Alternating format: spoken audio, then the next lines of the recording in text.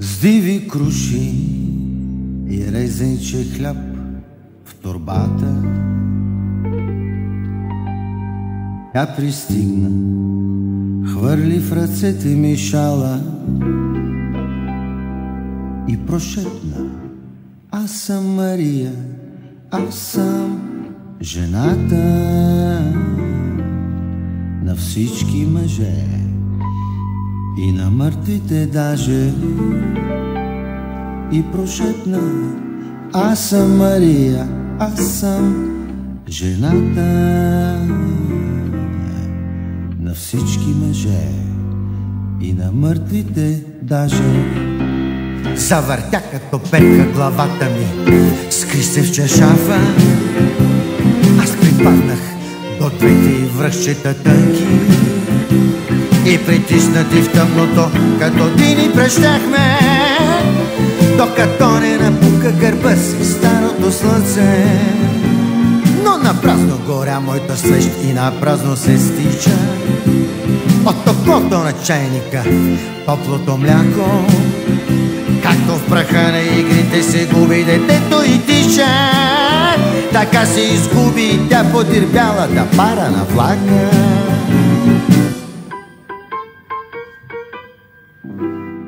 С диви круши и резенче хляб в торбата, тя сега е при друг и навярно се готви да каже: аз пристигнах, аз съм Мария, аз съм жената на всички мъже и на мъртвите даже. Аз пристигнах, аз съм Мария, аз съм жената на всички мъже и на мъртвите даже.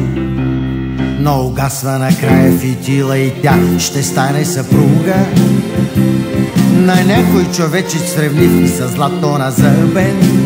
Ще виси на ръката му и ще мъкне живота му глупа. Окова с токи, с вратовръзки увързан, а преди да умре ще излезе отвън и ще лъсне. Обувките прашни със смъртта ще се стяга, после ще литне към облака водирятото хъски, без да помаха дори на човека останал на прага. С диви круши и резенче хляб в торбата, тя ще спре на небето и ще викне към райската стража: аз пристигнах, аз съм Мария, аз съм жената на всички мъже и на мъртвите даже. Аз пристигнах, аз съм Мария, аз съм жената